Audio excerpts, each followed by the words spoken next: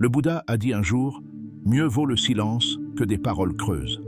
Dans le monde hyper connecté d'aujourd'hui, nous nous sentons obligés de tout partager.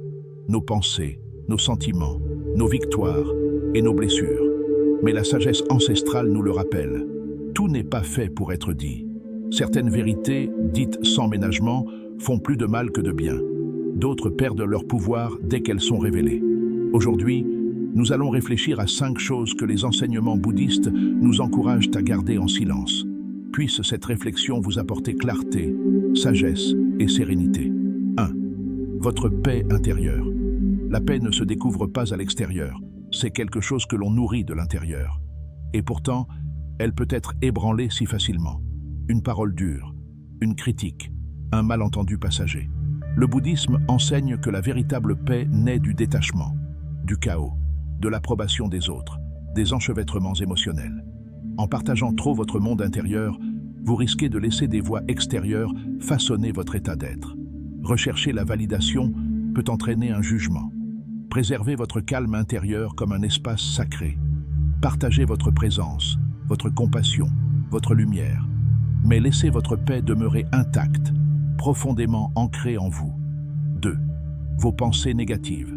Le Bouddha a dit « Le pire ennemi de l'homme ne peut lui faire autant de mal que ses propres pensées non surveillées. » Votre esprit est un terreau fertile.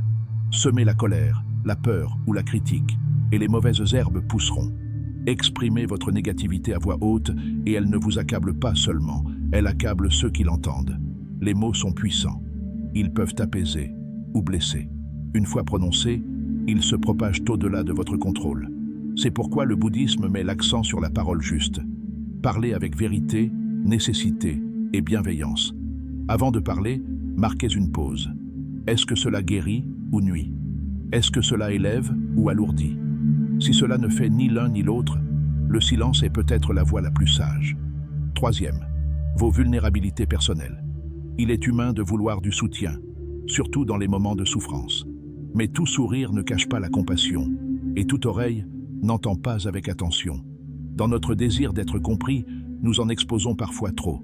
Regrets passés, peurs intimes, zones de faiblesse, oubliant que tous ceux qui nous écoutent ne sont pas dignes d'être écoutés. Si la vulnérabilité peut être une porte ouverte à la guérison, la partager sans discernement peut être source de danger. Demandez-vous, cette personne est-elle capable de garder ma vérité avec douceur? Si la réponse est non, protégez vos blessures. Elles méritent de la tendresse, pas d'être exposées.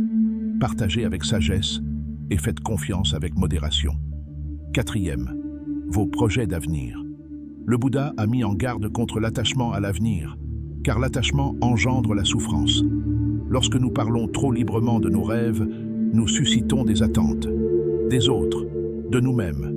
Et avec les attentes vient la pression, celle qui étouffe le progrès tranquille. Partager des objectifs prématurément peut également susciter le doute, l'envie et la distraction. Au lieu de cela, avancez en silence. Laissez parler vos efforts. Laissez le succès vous surprendre. Certaines des réalisations les plus marquantes sont celles qui ne sont jamais annoncées, mais révélées seulement au moment opportun. 5. Vos actes de bonté. Dans un monde obsédé par les applaudissements, la bonté discrète est révolutionnaire. Nombreux sont ceux qui accomplissent de bonnes actions dans l'espoir d'être vus. Mais le Bouddha a dit « Une bonne action apporte de la joie au cœur, qu'elle soit visible ou invisible. La véritable compassion n'attend rien. Si vous donnez, que ce soit parce que votre cœur est plein et non parce que votre ego est affamé, que votre bonté soit comme de l'encens dans le vent, invisible, mais profondément ressenti. L'univers honore toujours la sincérité, même lorsque personne d'autre ne le fait. Le silence n'est pas l'absence, c'est la présence.